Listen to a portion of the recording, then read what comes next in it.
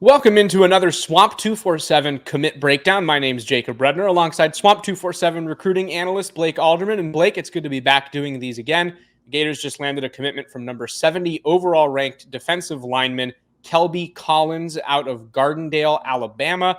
Blake, what does this mean for the Gators? This is a huge one. It means a lot of things. Not only is it a big position of need, defensive line heading into this cycle was a big need. I expect Florida to take a pretty hefty class on the defensive line. And Kelby Collins was one of those guys that was offered by the old coaching staff under Dan Mullen, had visited a pair of times under that staff, quickly was identified as someone that the new staff wanted to take a shot at. They recruited him really hard. Chase Clark, who was a holdover from Dan Mullen's staff and is still in an off-field role under Billy Napier.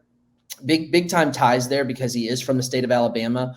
He was involved with a lot of these guys on the roster from Alabama and getting them out of that state and bringing them over to Florida. Sean Spencer, obviously defensive line coach, co-defensive coordinator, big time guy there too, was really kind of his main on-field recruiter. Co-defensive coordinator Patrick Toney also was in there. You know, he's made a couple stops in the state of Alabama. I mean, it was a group effort for Florida. Billy Napier was also involved. I'm sure there's others that, maybe I'm not even sure of. Collie James is another guy who is involved with defensive line that was also involved there in that recruitment.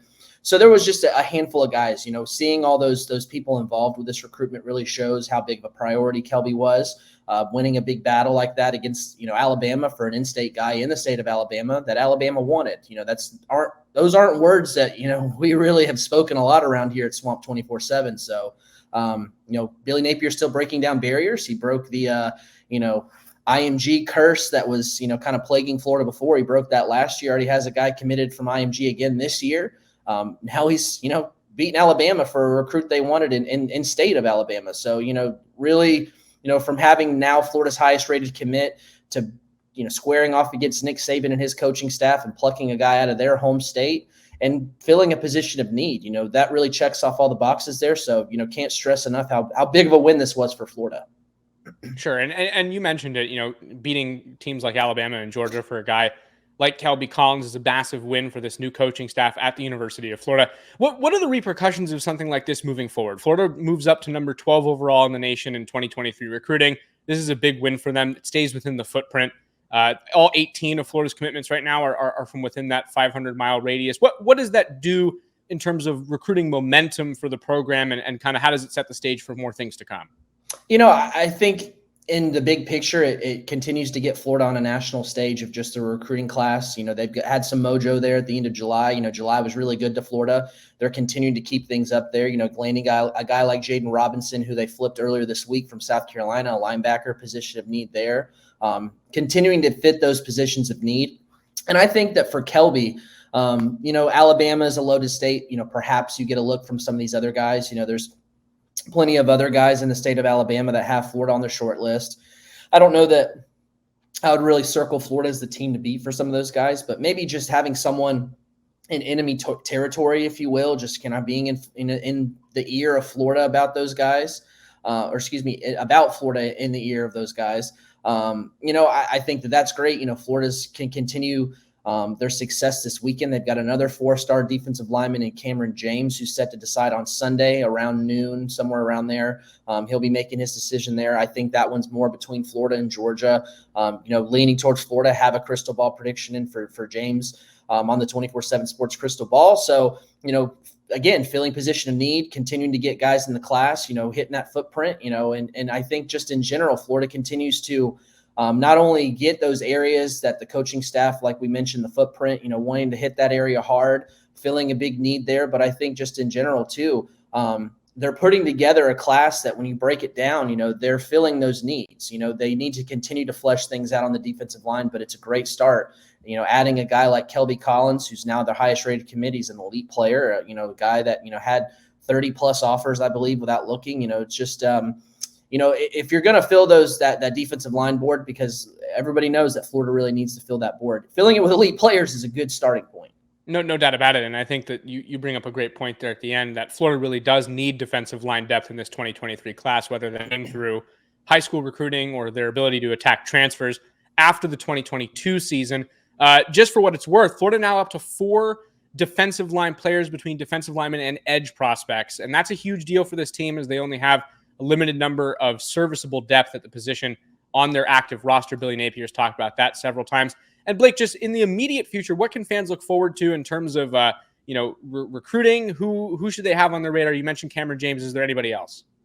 Cameron James is the one guy who has a set commitment date, again, on Sunday around noon. Florida, Georgia are on the short list there. I would say, there are some guys out there that don't have commitment dates per se, but, maybe they're worth watching. 4-star defensive back Dijon Johnson recently backed off a commitment from Ohio State. Had been committed there since April, backed off of that after a visit to Florida the weekend of Friday Night Lights. You hear some conflicting things there. For the most part, the consistent thing has been that I expect him to take some visits. There's been some whispers of, maybe him moving timelines up. I don't know how big of a timeline shift soon means for some of these guys. Soon to me means, maybe the next couple of days or weeks or something. Sure. That's not the case for a lot of recruits. So I would say that he's still a guy to keep an eye on. I think Florida's the leader in the clubhouse. The timeline maybe is more of the trickier thing to pin down, but I do think Florida is in the best spot of those schools. Alabama, Miami, I think that probably more so Florida-Miami battle. I've heard that Johnson wants to stay closer to home in that area. So I do have a hard time seeing him leave the state.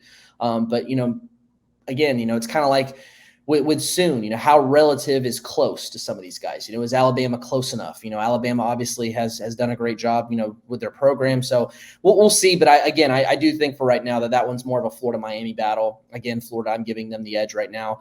Will Norman, if you've talked to Will Norman, if you've read stories on Swamp 24/7 that I've had with him, speaking with him, he says he's going to take some visits in the fall. He's mentioned Tennessee, Jackson State. He's mentioned Texas as a school that's kind of heated things up and have kind of picked up their contact with him. But, there's some people in Florida, around the Florida program that feel like, that a decision could come sooner than what he's stating. We'll see how that goes. Sometimes you have a guy that maybe gives you an idea that maybe he's winding things up. I think Florida's felt great on where they stand in that recruitment with Will Norman for quite some time. That's another one we'll see. Again, kind of the same deal as Dijon Johnson. I think Florida's in the leader in the clubhouse for Will Norman. The question is more of the timeline. Is he going to take visits like he's saying? Could he move things up like some people that I've talked to have kind of thrown out that it's a possibility? I think Caden McDonald is maybe someone to keep an eye on. I think that one's more down to Florida and Clemson right now, but he's mentioned maybe taking some visits, Georgia, Ohio State. He's mentioned that at the latest he'd like to have a commitment around October. Does that mean that he takes some visits, maybe the first part of the season, starting things out, and decides maybe he doesn't want to wait that long? We'll see there, but, in the next couple of months, it looks like he's going to have his recruitment starting to wind down. And I think that I would give Clemson the edge right now. They've done a great job in that program. They do a great job in the state of Georgia in general, but I do think it's close between Florida and Clemson. They've gotten him on campus. McDonald was just on campus the Saturday of that last weekend of July when Florida held their cookout.